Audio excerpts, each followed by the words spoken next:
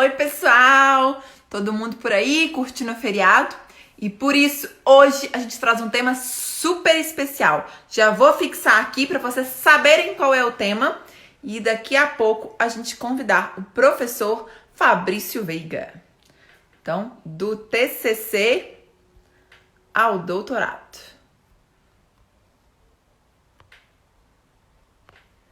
Ao doutorado. Beleza, vamos colocar aqui e fixar. Porque realmente um tema. Bom, enquanto isso, eu vou aqui aguardando a entrada do pessoal para a gente poder conversar. Um tema que todo mundo de faculdade tem interesse. Quem não quer saber do TCC? Não é assim? Então, vamos lá convidar o professor Fabrício, que daqui a pouco tá por aí com a gente.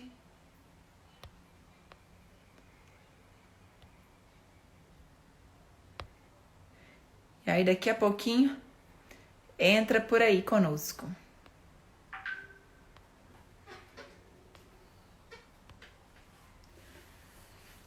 Bom, Fabrício já deve estar chegando por aí.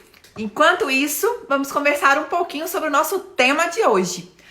A proposta de hoje é que Fabrício e eu falaremos um pouquinho de o que é importante constar num TCC, numa dissertação de mestrado e numa tese de doutorado. E qual é a diferença entre TCC, que é o trabalho de conclusão de curso, artigo e tese e dissertação. Então, muitas vezes as pessoas chegam pra mim e falam assim, tô fazendo uma tese. Que tese, gente? Vocês vão entender exatamente isso. Que momento é feita a tese e o que é a tese.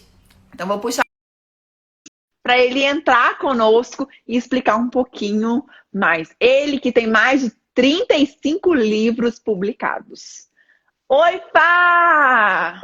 Oi, Gra, tudo bom? Tudo, e você? Estamos aí para mais uma live, Ô, Fá, compartilhando conhecimento e preenchendo um pouco com atividades úteis, né? Esses nossos momentos de confinamento. Muito obrigado mais eu uma que vez pelo agradeço. convite. Fá, e aí, quem não conhece a gente tanto assim, não sabe a amizade e a irmandade que a gente tem. E aí deve ficar pensando, o que esses dois ficam fazendo no feriado falando de TCC e doutorado? Mas o pessoal não sabe que a gente conversa todos os dias, mais de uma vez, né, Fá? Ontem mesmo, quase próximo da meia-noite, nós estávamos conversando sobre o que seria relevante priorizar, privilegiar na live de hoje, de modo a permitir um conhecimento, né, o compartilhamento de um conhecimento tão útil para a formação dos profissionais de uma forma geral, né? É Então, assim, verdade. mais uma vez, E a gente obrigado. vai acabar falando disso um pouquinho hoje, né? De existência, não tem como. E aí, aproveitando, olha quem que tá aqui conosco. Quem? Soninha, que entrou Um beijo. aqui. A Dilamar, que foi nossa aluna. Oi, Júlia. lá em Divinópolis, Júlia, Dani. Flávio Gurgel, Ai, que bacana. bacana. Luciana, Clarissa. Lili de Pedro Leopoldo, Clarissa, Ai, que legal. bacana, É muito bom bacana. estar em boa companhia num feriado assim, né? Mas É, vamos lá, Fá. Olha só, muita gente chega para mim, especialmente na faculdade, fala assim, porque eu estou defendendo uma tese. E aí, às vezes, eu tenho que explicar que em TCC a gente não defende tese, não. Tese a gente deixa para o doutorado. E aí, muitas vezes, até aluno de mestrado chega para mim falando que está defendendo tese, Fá. Primeiro, para a gente começar a conversa, explica para a galera, TCC, dissertação e tese, um caminho longo para que a gente teve que trilhar aí. Qual que é a diferença entre esses trabalhos? então, inicialmente é importante algumas distinções conceituais, né? A primeira distinção conceitual é diferenciar graduação de pós-graduação lato sensu e pós-graduação stricto sensu. A graduação, ela é o primeiro degrau da formação superior, depois que a gente termina o ensino médio, a gente vai para a graduação. A graduação, ela se subdivide em graduação tecnológica, em graduação baseada, graduação fundada num curso de bacharelado. Essa graduação, ela pode ser na modalidade presencial, essa graduação, ela pode ser na modalidade semipresencial, e essa graduação, ela pode ser na modalidade à distância. Tá? Então, nós temos 3 espécies básicas de formação superior: o bacharelado, a licenciatura e as graduações tecnológicas, e temos 3 formas básicas de oferecer esse ensino, que é na modalidade presencial, na modalidade à distância ou na modalidade semipresencial. Terminada a graduação, tudo que se faz após a graduação se chama pós-graduação. Tá?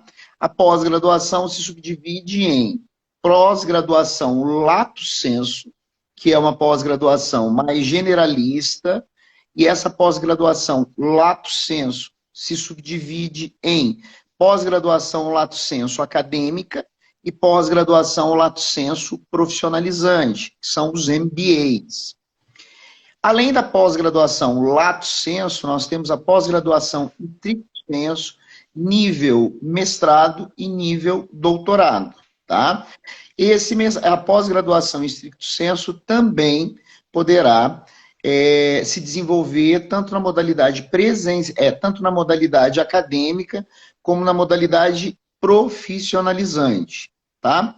E o ciclo, né, a última etapa da pós-graduação stricto sensu é o doutorado, tá? É importante ainda esclarecer que pós-doutorado não é título acadêmico no Brasil.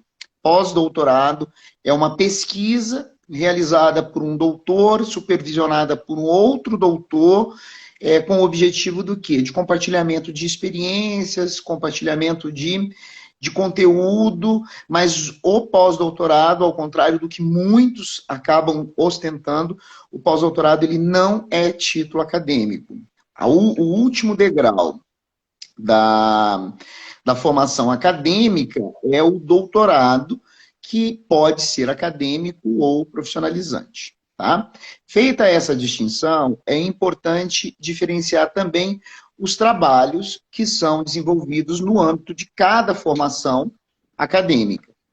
A conclusão de uma graduação, seja tecnológica, seja uma licenciatura, seja um bacharelado, se dá através do trabalho de conclusão de curso. Esse trabalho de conclusão de curso poderá ser realizado por meio de uma monografia, por meio de um artigo científico ou por meio de um paper ou atividade, algum texto acadêmico que proponha não apenas discussões teóricas, mas também discussões de cunho prático com a intervenção dessa teoria na prática. Isso é o trabalho de conclusão de curso da graduação, que é ou o TCC, ele é ou uma monografia, ele é ou um paper, ou um artigo científico, com viés mais teórico ou com um viés teórico pragmático. Na pós-graduação. Aí, peraí, antes de você passar para o da pós, só para a gente poder explicar para o pessoal, porque muitas vezes na graduação, muitos não trabalharam com pesquisa científica. Então, assim, eu vou falar que a maioria dos alunos não tiveram contato com pesquisa científica. E eu tive, você teve, então a gente tem uma trajetória um pouco semelhante em alguns aspectos. Eu até vi que o Pablo entrou, o Pablo falou, depois fala da trajetória. E eu prometo que depois a gente vai falar da nossa trajetória para contar um pouquinho. Se não der tempo hoje, eu prometo que na próxima live, que eu e você, como a gente vai fazer frequentemente. E aí o pessoal acha que na graduação o TCC é algo impossível. Seja tanto um trabalho estilo monografia, ou seja o artigo ou o paper. É importante a proximidade com o professor, que é claro que quando a gente estava na graduação, a gente não tinha o mesmo amadurecimento que a gente tem hoje. Eu não tinha as mesmas ideias, eu não tinha as mesmas reflexões, especialmente na minha área de direito do trabalho, processo de trabalho internacional. A minha visão hoje é totalmente diferente. Então, eu não conseguia problematizar na graduação, Como hoje a gente faz isso, às vezes, quando a gente está num diálogo, a gente acaba problematizando muito, né, Fá?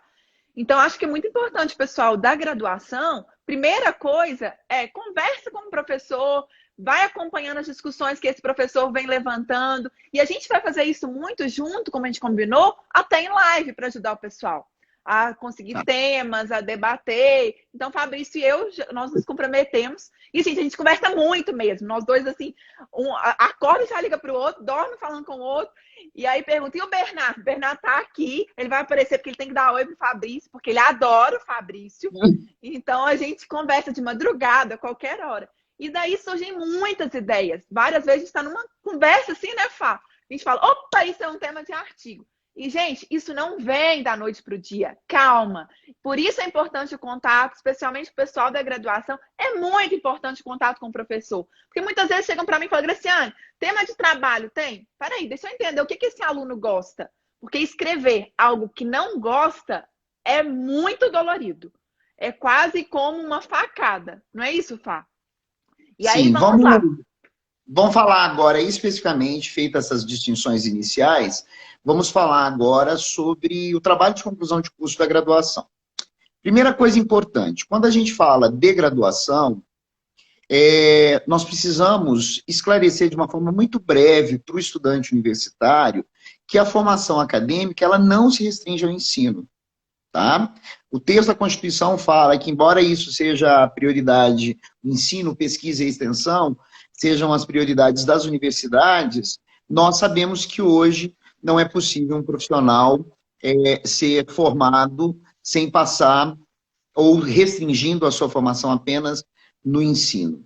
Tá? Então, eu não posso limitar a formação acadêmica apenas ao ensino. A graduação ela não pode se restringir apenas às aulas. E o aluno, ele entra no ensino superior acreditando muitas vezes que a sua formação ocorrerá a partir das aulas. Sim, assistir a aula é o mínimo. Estudar, acompanhar as disciplinas por um livro, por pelo menos um livro em cada disciplina, isso é o básico. Eu sempre brinco com os alunos. Se a gente quiser ser medíocre no sentido de estar na média, tem que fazer o beabá, que é assistir às aulas e acompanhar a cada disciplina por um livro. A partir disso, nós temos o segundo objetivo da graduação, que é a pesquisa.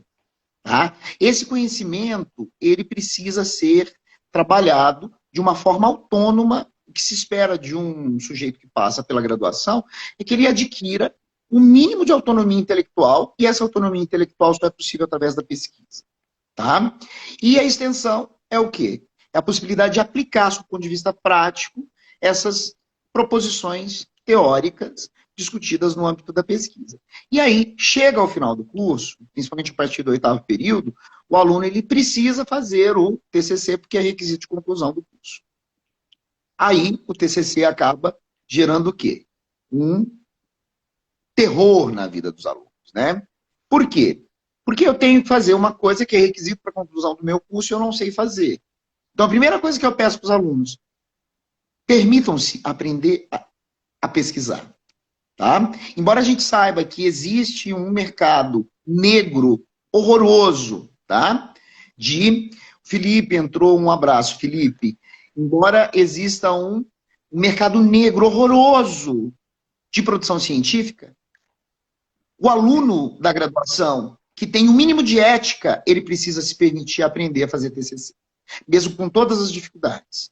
E isso aí, vai ser útil para a vida profissional, galera. Porque quando você for fazer uma peça, quando você for fazer uma defesa, é você, o computador e somente isso.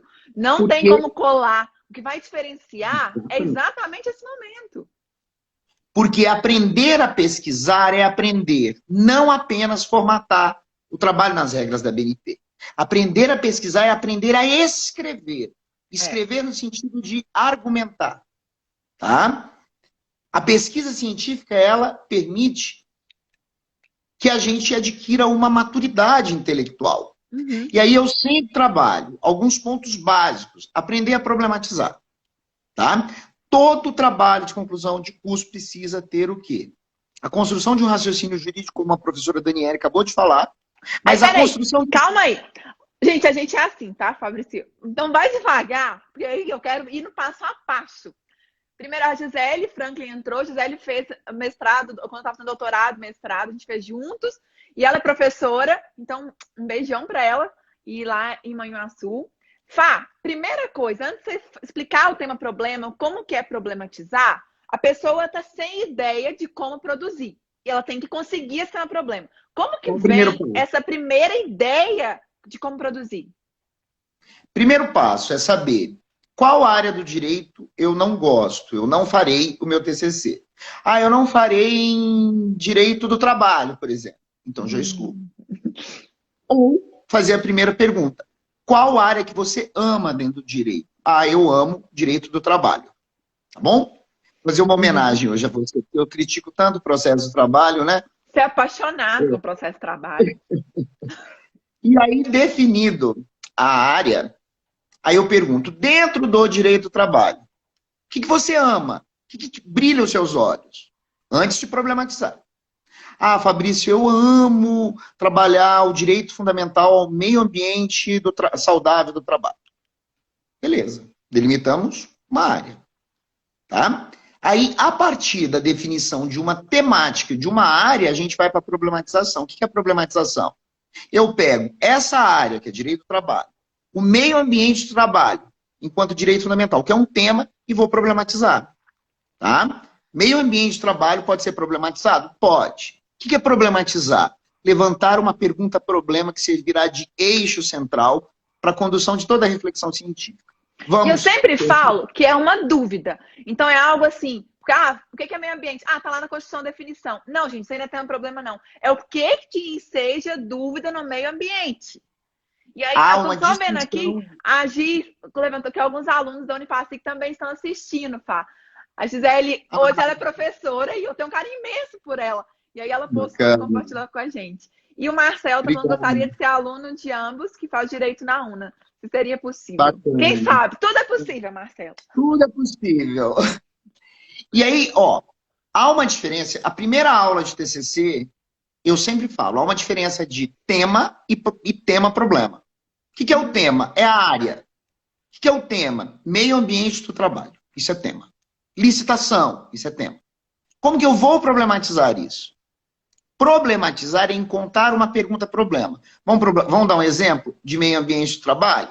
Vamos trabalhar a responsabilidade civil do empregador pelo adoecimento mental. Beleza. Não, pelo adoecimento mental do empregado. Eu posso responsabilizar civilmente o empregador pelo adoecimento mental do trabalho? O meio ambiente do trabalho, quando não saudável, ele pode ser justificativa para gerar uma responsabilidade do empregador em indenizar, por exemplo, pela síndrome de burnout, que é um tema de uma aluna minha, da Fernanda, ou pela depressão. Qual que é a pergunta-problema?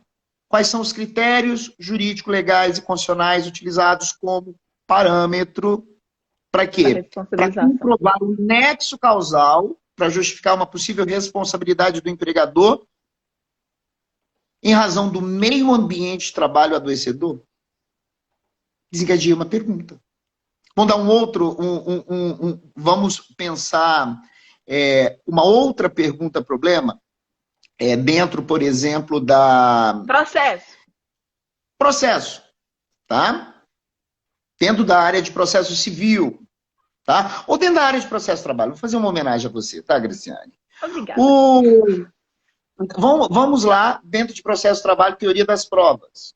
O juiz do trabalho, ele pode valorar o depoimento das testemunhas e, ao valorar subjetivamente, ele viola ou não o princípio da imparcialidade?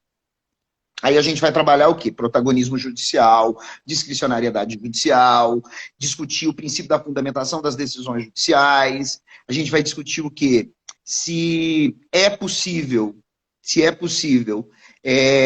o juiz decidir dessa forma, garantindo a segurança jurídica. E aí tem aqueles temas mais ousados, né? Por quê? O aluno fala assim, eu quero um tema que tem autor que já escreveu, tá? Quando você já encontra um tema que já foi amplamente debatido, o seu desafio é maior. Por quê? Porque você tem que avançar na pesquisa do que já foi escrito. Tá? Quando você escolhe um tema que tem pouca gente que discutiu, por exemplo, cadáver tem direito à personalidade? Qual a natureza jurídica do cadáver? São coisas assim que a gente nem para pensar. Mas o pesquisador que tem uma formação, quer dizer, morreu alguém indigente, eu posso vender esse cadáver? Qual a natureza jurídica? Esse cadáver tem direitos da personalidade? Ah, mas, se não tem resposta, mas tem uma pergunta problema. Tem um objeto de pesquisa. Licença gestante, nós estudamos, escrevemos, finalizamos essa semana um artigo científico sobre isso. A licença maternidade. Por que eu não falo em licença gestante? Para mulheres e homens trans. Aí eu me lembro que eu até expliquei qual era a problemática, né? Lembra? Eu falei assim, Gra, nós temos que escrever nosso próximo artigo científico com a seguinte pergunta-problema. O homem trans tem direito à licença gestante? Aí eu me lembro que você me perguntou, quem que é o homem trans?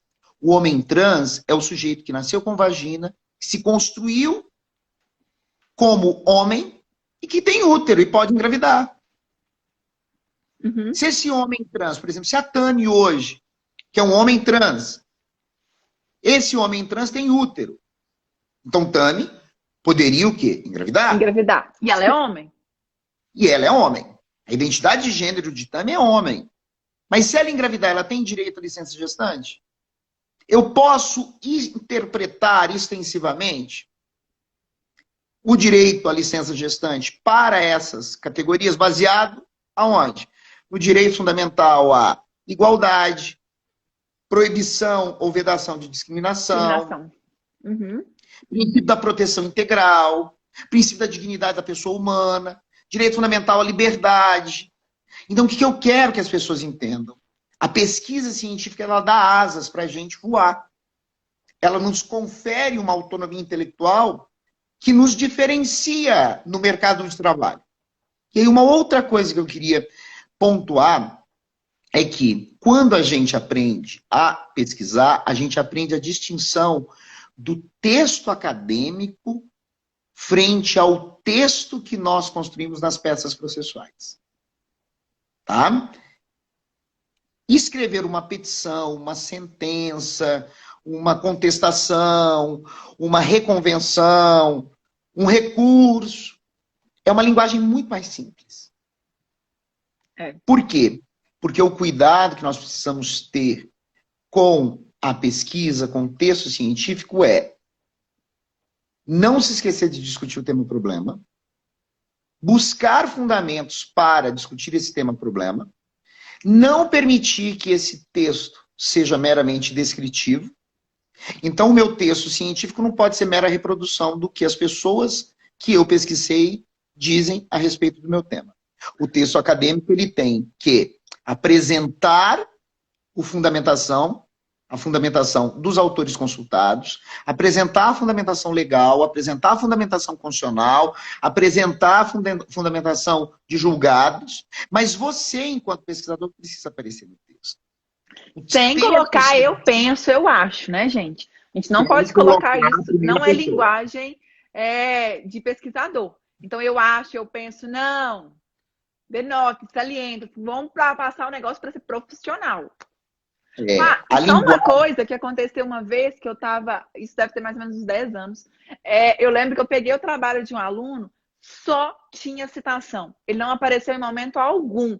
Então, assim, era citação com recuo de 4 centímetros, porque ele pegava direto nos autores, só que não tinha, ele nem comentava citações, era citação, citação, citação. E eu sempre olhando, gente, falou, usou um argumento, agora fundamenta em qual autor está tirando, de onde foi tirado isso. Então vai ter o comentário e aí pode vir uma citação. Ele colocou só citação, sem nenhum comentário. Isso é o que a gente chama na pesquisa científica. Parabéns, Samir, um abraço, feliz aniversário. Isso é o que a gente comenta na pesquisa como diálogo das fontes ou gerenciamento das vozes no texto acadêmico. O que é isso? Todo autor citado precisa conversar com outro autor. E quem é responsável por essa conversa é o pesquisador. Quem faz o gerenciamento das vozes no texto acadêmico? Quem pesquisa, somos nós. Como que a gente aprende a fazer isso? E como que a gente constrói essa conversa dos autores citados? Qual que é a pauta da conversa? O tema-problema. E um detalhe muito importante, essa conversa dos autores, que tem como pano de fundo o tema-problema, ela tem que ser baseada numa linguagem impessoal e científica. O que é uma linguagem científica? Recomenda-se a utilização de todos os verbos conjugados na terceira pessoa do singular. Entende? Ao invés de colocar entendo ou entendemos, entende-se. Discute-se, analisa-se, problematiza-se. Por quê? Porque quem fala é o pesquisador, não a partir de uma visão dele subjetiva, mas a partir de uma visão científica. Então, o texto científico ele tem que ser argumentativo, não meramente descritivo. E quem que é responsável por essa argumentação científica? O pesquisador.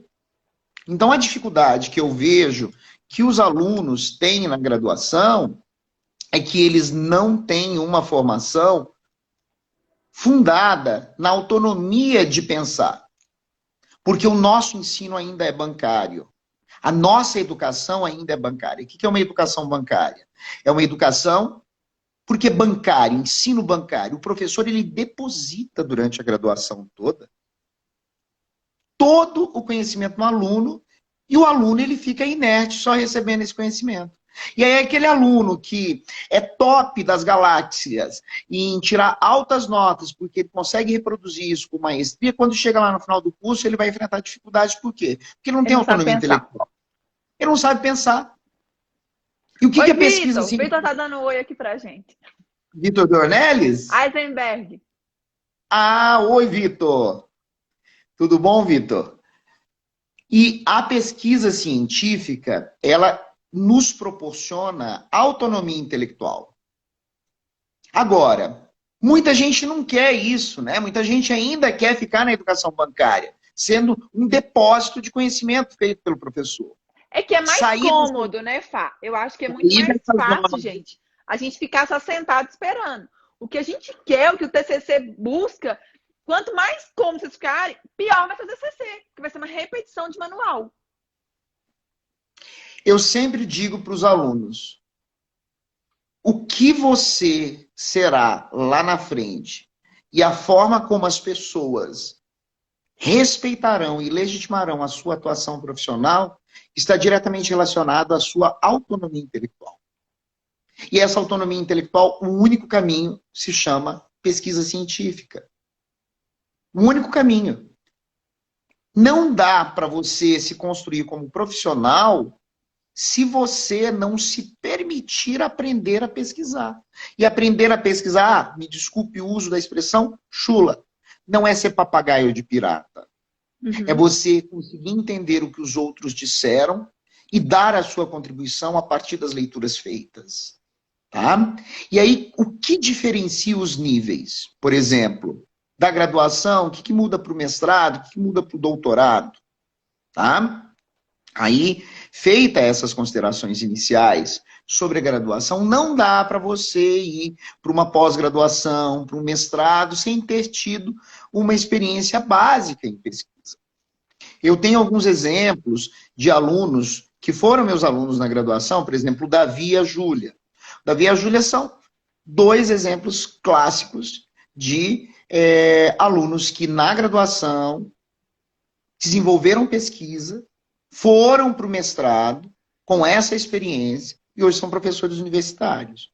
Porque eu sempre digo, você quer ser professor universitário? Porque isso não pode ser modismo. Você tem que se preparar para isso. Como que você será um professor universitário se você não sabe pesquisar e aí você vai ter que orientar TCC? Não dá para gente, não se sustenta mais esse tipo de profissional na academia. O profissional que está na academia... Perguntaram aqui se pode fazer mestrado sem ter feito pós-graduação ou MBA também. Pode, não é obrigatório, não é requisito você passar por uma lato sensu, mas o que eu recomendo?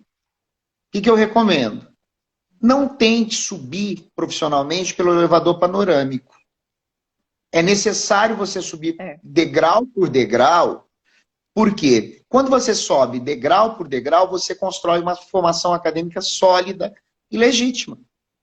Quer dizer, Eu o vou até aluno falar um conclui... pouquinho do meu exemplo, pode? Só para eu contar por que foi.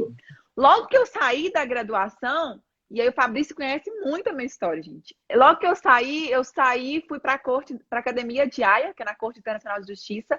Eu ganhei uma bolsa do governo holandês.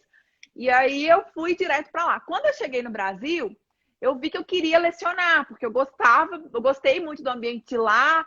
E teve, inclusive, um professor brasileiro, que era o Antônio Augusto Cansado Trindade, que era presidente da Corte Interamericana na época. E conversando com ele, ele falou como que era docência. Então, eu voltei para o Brasil encantada. Assim que eu cheguei aqui, a primeira coisa que eu pensei foi, quero lecionar. E surgiu uma oportunidade. Foi até quando eu conheci Fabrício, a gente fui lecionar em Divinópolis. Eu era muito jovem, eu tinha 22 anos na época. Fui lecionar no 9º período e no 10º período da faculdade. E aí, nisso, eu falei, olha, não era ainda, a gente não falava tanto em mestrado. Decidi, então, nesse período, fazer mestrado. Então, eu fui direto da graduação, praticamente fui para o mestrado. Quando terminei o mestrado, continuava lecionando, eu comecei a sentir que faltava, até nas minhas aulas, aquela parte prática, o que acontece no mundo real. Eu ficava muito teórica, porque o mestrado ele tem um viés teórico, ele tem um viés de pesquisa muito mais forte, que é muito mais intenso isso. E aí, depois disso, o que eu senti nessas dificuldades? Eu fui fazer, então, pós-graduação lato sensu.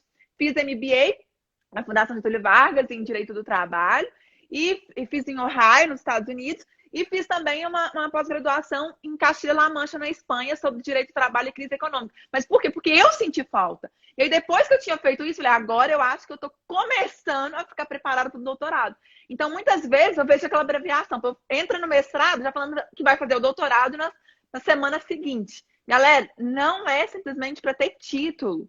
O que diferencia um professor, o que traz realmente segurança para a gente, é conhecimento, é estar lidando com a pesquisa, entendendo o que você está fazendo, o que você está questionando. Ser mero repetidor, hoje, não diferencia. Você vai criar um aluno que simplesmente sabe o que está no manual.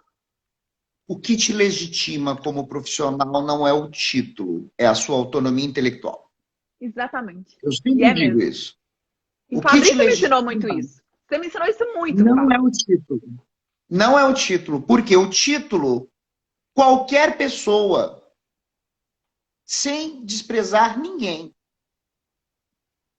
Quem for teimoso vai ser doutor. O problema não é ser doutor. O problema é você conseguir exercer com legitimidade o título. Isso poucos. E isso pressupõe o quê? Passar por cada etapa. Passar por cada etapa. E quantas vezes, né, Fal? A gente já era muito próximo, o pessoal me perguntava, mas você não vai fazer doutorado? E aí, no fundo, eu pensava, não estou madura para isso. Eu não tenho conhecimento suficiente para entrar no doutorado. E aí, eu demorei para entrar no doutorado, assim, foi uma jornada, né, Fá? Até a gente sentar e fazer o projeto de doutorado. Galera, nós precisamos exercer com legitimidade essa autonomia intelectual desde a língua portuguesa, porque é um vexame encontrarmos doutores que se utilizam de uma forma grosseira da língua portuguesa. Eu sempre digo mim fazer, a linguagem tupi-guarani. O pronome pessoal do caso oblíquo, antes de verbo no infinitivo, não dá. O gratuito, não dá, galera. O você mais, quando deve ser mais confundindo com mais, não dá. A forma como o mundo te vê, a forma como o mundo enxerga você enquanto profissional, está diretamente relacionado com a forma como você se comunica. Sob o ponto de vista escrito e sob o ponto de vista verbal. Não dá para a gente caminhar em direção dessa formação quase que vegetativa, uma produção em série de mestres e doutores. Não dá, galera. É horrível. Quem é aluno da graduação percebe no primeiro dia de aula quando o professor tem ou não segurança no conteúdo trabalhado. E aí eu vou além. ser professor do ensino superior, da graduação, do mestrado, do doutorado, que é o nosso foco agora, não é um dom. Eu vejo muita gente falando isso. Ah, eu tenho o dom de dar aula. Ah, você foi Eu iluminado sempre por sonhei Deus. em dar aula. Deus foi, assim, generoso com você e discriminou outras pessoas. Não dá. Nós fomos preparados, nós fomos muitas vezes alunos, eu, Graciane, Vitor Eisenberg, que está aqui, sempre fazendo comentários pertinentes. Um abração, Vitor. Nós fomos formados por professores que se tornaram intuitivamente professores. A academia não comporta mais esse tipo de profissional. Ou você se prepara para estar em sala de aula, ou você não vai. Não vá para a sala de aula. Por quê? Lecionar não é dom. Um beijo, Márcia Costa. Minha amiga musa. É, linda. Lecionar. Tá. E peraí, e fala também, então, nossa, de como que faz um sumário interessante, sem ser sumário idêntico ao que está em livro. Só a fechando. Fernanda só comentou aqui que a atuação jurídica na área também é um grande diferencial. E é mesmo. Isso me deu um suporte muito grande. E me dá. É um conjunto de habilidades. Eu não posso me tornar professor sem ter experiência em pesquisa. E para eu ter experiência em pesquisa, eu preciso aprender a fazer. E aí, como que se faz o sumário? É outra coisa que eu sempre falo, hein? Você quer saber se o sujeito conhece o mínimo de pesquisa? Converse 2 minutos com ele. Veja se ele sabe a diferença de índice e de sumário. Se ele confundir sumário com índice, é um sujeito que não tem qualquer conhecimento básico na área de pesquisa. O índice é um elemento pós-textual facultativo. Um abraço, Duane. Duane e o Edson também, que graças, saudade de você também, Edson. E Duane, O índice é um elemento pós-textual facultativo. É aquilo que a gente pega no final dos vadimétricos. Ah, eu quero saber onde que tem evicção no Código Civil. Lá no índice. Sumário é ele. Isso, índice remissivo. O sumário é um elemento pré-textual obrigatório, é como se fosse a radiografia dos elementos estruturais do seu TCC, ou da sua dissertação de mestrado, ou da sua tese de doutorado. Tá? Então, você só consegue elaborar o sumário se você tiver tema-problema e se você tiver um raciocínio lógico de como esse tema-problema será abordado. Aí vem sempre aquela pergunta, quantos capítulos que você recomenda? Para a graduação, de 2, no máximo 3. Porque cada capítulo é um eixo, e cada eixo tem que ser subdividido em pelo menos 3 ou 4 itens. Tá? 3 ou 4 itens. Tá? E aí, o que acontece? Por exemplo, eu tenho um tema X. O primeiro capítulo, normalmente, é um capítulo que a gente chama de capítulo propedêutico. É onde eu apresento a base teórica, conceitual, princípios históricos, classificação, distinções teóricas. Isso tudo vem normalmente no primeiro capítulo, que é a base teórica para eu discutir o tema-problema. Tá? Segundo e terceiro capítulo, a partir do segundo capítulo, é que eu já tenho uma discussão mais teórica, mais direta do tema-problema. E um detalhe importante, se o seu TCC dialoga direito material e direito processual, é importante que eu tenha um capítulo sobre direito material e outro sobre direito processual e que eles se comuniquem. Tá? E uma outra observação muito importante. Cada capítulo tem que ser um eixo central da discussão do seu tema-problema. Então você pode trabalhar com 3, com 2, com 4 capítulos. É melhor que você faça capítulos um pouco mais detalhados do que fazer um capítulo com 2 itens. Tá? Não dá. Isso não é recomendável, sob o ponto de vista metodológico. Ah, é proibido? Não. Mas quem conhece metodologia sabe que a sua pesquisa ela tem furos. Tá? Que ela tem furos. E uma última observação sobre sumário. Nunca A hora que você vai escrever algumas dicas básicas de desenvolvimento, tá? Algumas dicas básicas de desenvolvimento. Nunca comece nem termine um item do desenvolvimento com citação. Nunca faça citação na introdução, nem na conclusão, nem no resumo. Erros grosseiros. Não deixe de fazer um texto introdutório de cada capítulo. Você colocou o título do primeiro capítulo. Faça um texto introdutório para contextualizar. Terminou o item 2.1, faça um parágrafo conclusivo que tenha um gancho com o próximo item. Por quê? Porque é isso que dará identidade, linearidade e sequência ao seu texto acadêmico. Oi. De uma forma bem simples mesmo, assim, bem basicona, só coloca pra gente aquele tema que você preparou, que a gente, na hora que a gente estava conversando, sobre meio ambiente de trabalho, e aí que dentro dele, como você faria, responsabilidade, exatamente, como que você faria a divisão no sumário desse tema? Bacana. Responsabilidade civil do empregador pelo adoecimento mental do empregado.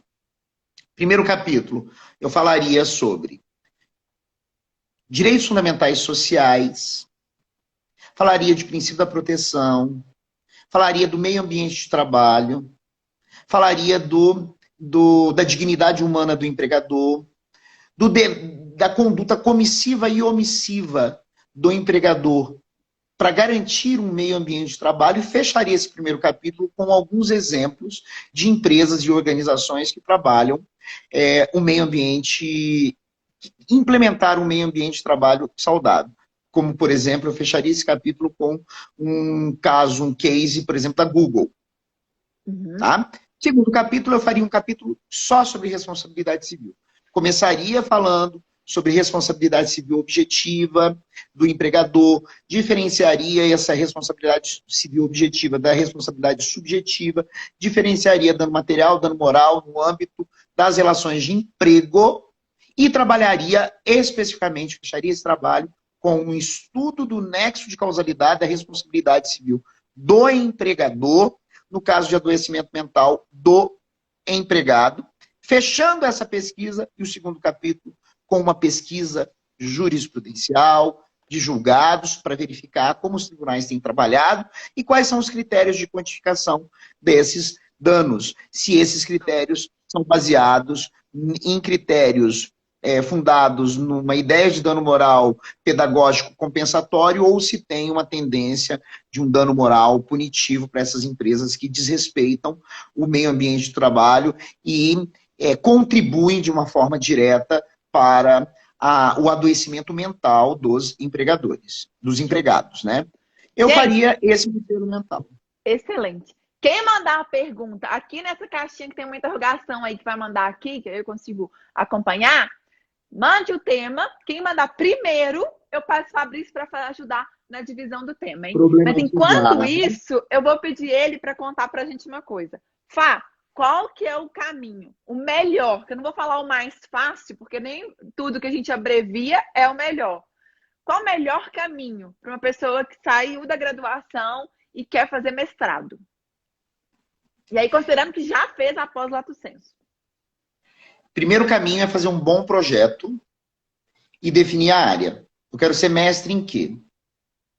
A escolha da área tem que ser a escolha de um projeto pessoal e profissional. Eu quero ser visto daqui 5, daqui 10 anos, como o quê? Como uma referência em processo, para quando as pessoas tiverem dúvidas de processo ligarem para você, lembrarem de você. Ou eu quero ser visto como uma referência na área do trabalho, que é o que você fez, por exemplo. Por exemplo, toda dúvida trabalhista, eu me lembro de você. Você conseguiu adequar formação acadêmica com formação profissional. Fazer um bom projeto, definir qual universidade você pretende fazer o mestrado. Porque você tem que conhecer a linha de pesquisa dos professores que estão lá e ver se você se identifica, tá? Por exemplo, eu quero ser mestre, o Ariel aqui, eu quero ser mestre em Direito Constitucional. Qual universidade que eu posso desenvolver essa minha pesquisa? Ah, eu posso fazer na Universidade X ou Y, eu não vou citar nomes, até para não enaltecer e nem desmerecer nenhuma. Eu quero fazer na Universidade X. Então, eu vou conhecer o edital, ver quais são os temas que são perguntados, que são trabalhados nessa minha área e definir um tema-problema que venha a aderir com a linha de pesquisa. Então, eu quero fazer um mestrado em Direito Constitucional. O Ariel falou aqui. Então, eu tenho que pensar o que dentro do Direito Constitucional eu quero pesquisar. Porque é um Oceano Pacífico, Direito Constitucional. Tem várias... Entra em todas as áreas, praticamente. Eu quero ser mestre em Direito Constitucional. Eu quero ter o Oceano Pacífico. Então, eu sempre digo, né? Eu quero ser referência em quê? Eu quero trabalhar a liberdade religiosa. Direito fundamental à liberdade religiosa. Eu quero trabalhar o bullying religioso. E aí, construir um bom projeto e tem que conhecer projeto de pesquisa. Hoje não dá para a gente trabalhar quais são os elementos estruturais obrigatórios de um projeto de pesquisa, de mestrado. Tá? Mas o ponto de partida é aprender a problematizar. Eu amo direito administrativo, então vamos pensar uma coisa legal de direito administrativo. Tem uma discussão lá fora que se chama performance bond. Tá? Bacana, que é um seguro exigido das empresas que contratam com o Estado. Isso pode ser trabalhado no Brasil? Uhum. Então, saber problematizar. A formação de um pesquisador não se dá da noite para o dia. A Gi tá falando até aqui, Fá. Ela começou um mestrado em processo civil. E aí ela se sentia um peixe fora d'água. E aí ela foi para aquela área que é a melhor, que é a mais agradável, mais gostosa, mais real, que é direito do trabalho. E que aí ela chutou o balde com o processo civil e foi para o mestrado. Olha, foi quando eu a conheci. A melhor área é a área que você ama, se identifica. Porque o primeiro passo é esse. Você não tem... A gente conversava isso ontem. Nós não temos que ser o que o mundo exige de nós. Nós temos que ser o que nós desejamos ser, com o objetivo de construir a nossa própria história de vida pessoal e profissional. Essas máximas universalizantes, que você precisa ser isso ou aquilo, você mata a individualidade do sujeito. Quem você quer ser profissionalmente? Eu, por exemplo, recebi diversas sugestões, mas eu, como um taurino teimosíssimo, com ascendência em escorpião, eu sempre fiz o que eu quis. Eu sempre quis ter liberdade enquanto pesquisador. Então, por exemplo, você não tem uma formação linear. Eu sou mestre, doutor em processo. Eu amo processo civil, eu amo processo coletivo. Mas eu adoro pesquisar outras áreas, porque eu sou professor de metodologia. Eu amo a metodologia porque me dá asas para ir lá, essa semana retrasada. Eu estava estudando Direito Internacional, eu te falei. Foi. Comissão Interamericana de Direitos Humanos, Corte Internacional Interamericana de Direitos Humanos. Estava aprendendo. Então, o pesquisador que é pesquisador, ele é livre e tem uma autonomia para se desenhar como ele quer.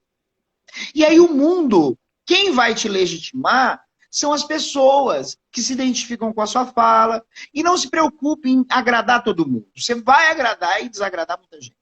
O que você precisa ter é coerência na vida. É fazer uma coisa que você acredita. Por isso que nós estamos aqui agora. E é construir a sua história, gente. Cada um tem uma história única. Fabrício e eu ontem. E aí eu conto pra vocês. Era o quê? Umas 11h30, 11 horas da noite, mais ou menos, né? Quando a gente conversava, a gente falava, gente, por que tem gente que quer imitar A, B ou C? Cada um é único. Cada um tem a sua história, tem a sua essência. A gente não tem que buscar alguém e ficar igual. Tem que ser a gente, tem que ser natural. E é isso que traz prazer à vida. Se eu quero seguir um modelo para ser uma outra pessoa, eu estou seguindo uma história que não é minha. Eu estou seguindo um padrão que não é meu. E eu vou ser infeliz, porque eu sempre vou viver comparando com aquela pessoa, não vou conseguir as mesmas coisas, e aí vou me sentir infeliz. Não! Reconheça quais são os seus limites, o que você realmente gosta, o que te dá prazer, o que você quer na vida.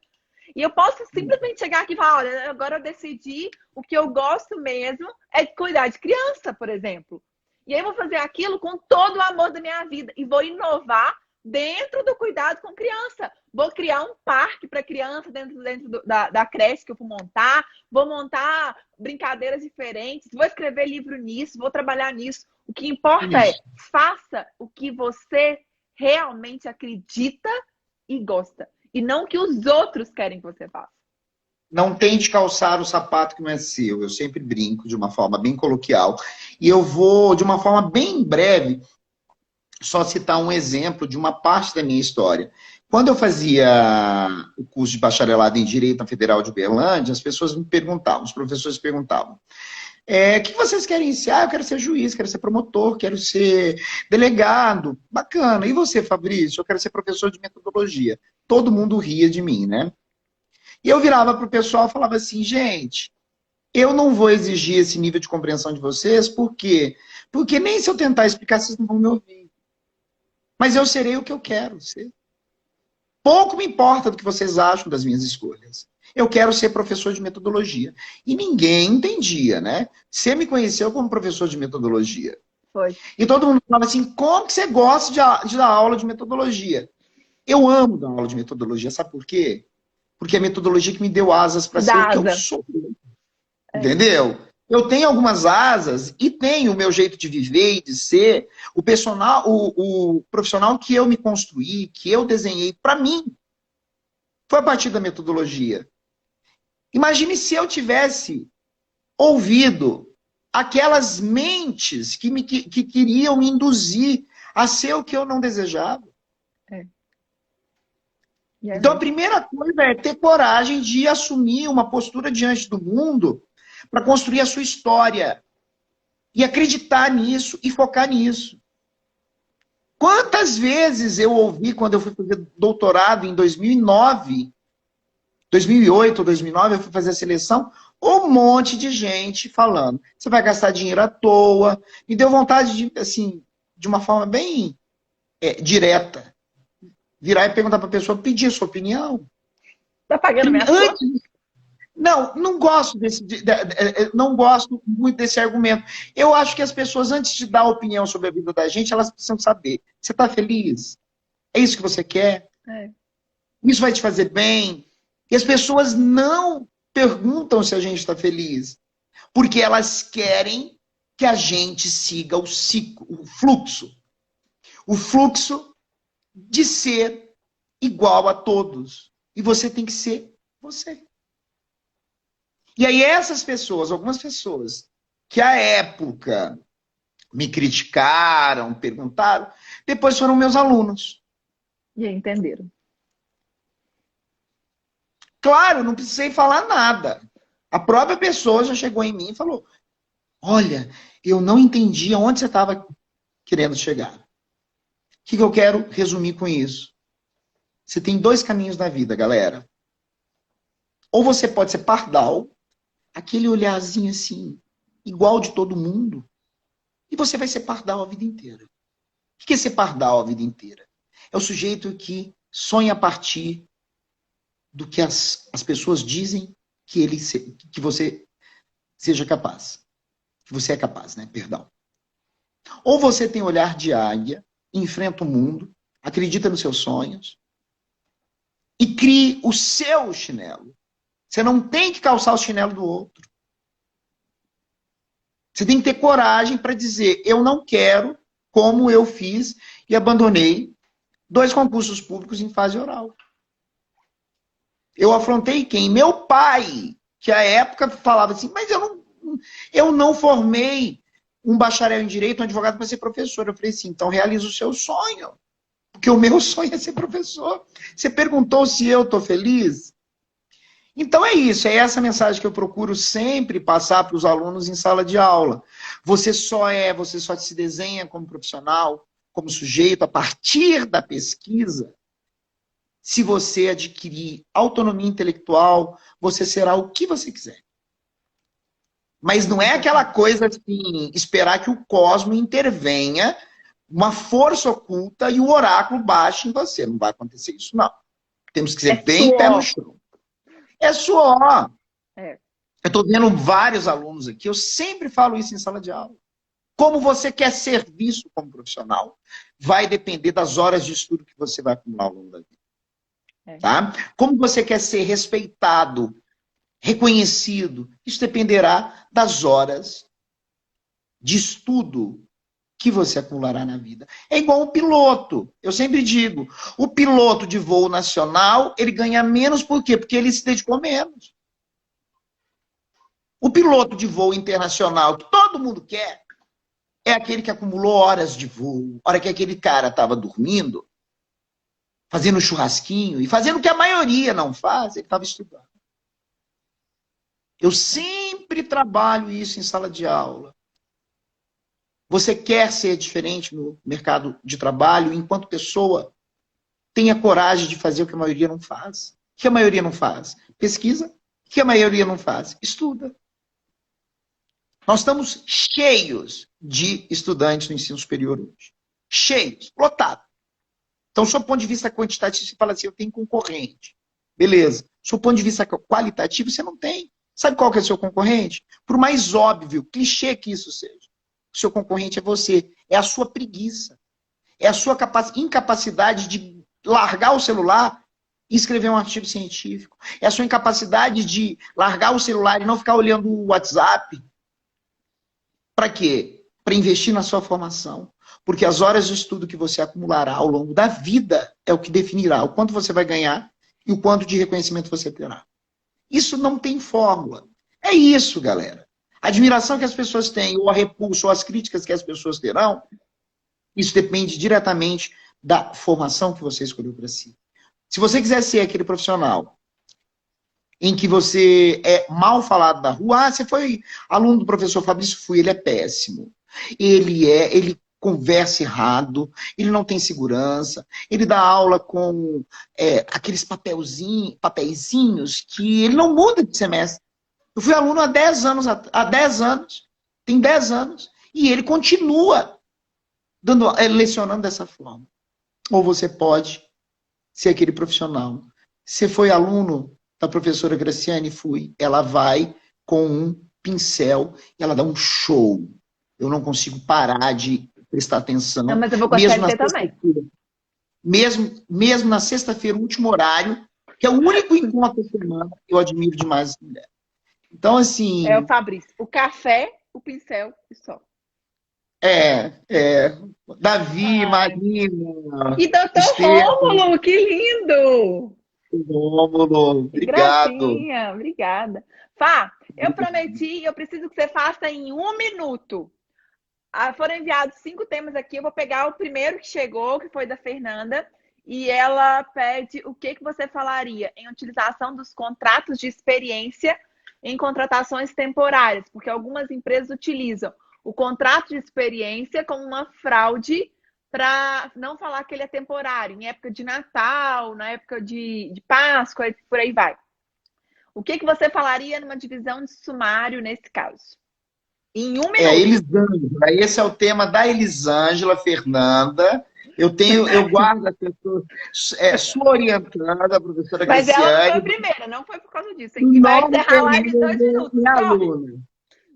Eu trabalharia a discussão central de precarização ou não das relações de emprego, violação ou não ao princípio da proteção integral, dignidade humana, quando eu falo em contrato de experiência como instrumento para mascarar direitos trabalhistas que deveriam ser reconhecidos e muitas vezes não são, por uma prática abusiva, econômica, lesiva, praticada pelas empresas. Num rito assim, sumaricíssimo, tá? Superlativo absoluto, sinteticíssimo. Não, vai encerrar em 10 segundos que chegou o recadinho aqui, mas ela vai te procurar e aí você vai ajudar. Bom, Fá, queria te agradecer de coração e todo mundo que participou com a gente. E eu aproveito para contar, meu canal no YouTube está com 190 vídeos que eu fui colocando de Corona News. E hoje, 7 horas, eu vou trabalhar com uma professora de Direito Constitucional, que é a Renata, que trabalha num cursinho. E a Renata vai trabalhar as medidas provisórias, especialmente 905, que foi revogada, e 955, que revogou 905. Então, eu convido todo mundo. Um beijo. Fá, 10 segundos pra você. Vai. Parabéns pela pessoa que você é e pela energia que você joga para o mundo, incentivando a gente a estar aqui. Eu acho que a gente sempre tem que estar ao lado de pessoas melhores com as quais a gente sempre tem que andar ao lado de gente melhor que a gente. Por isso que eu sou seu amigo, porque sempre eu aprendo e em todos os sentidos.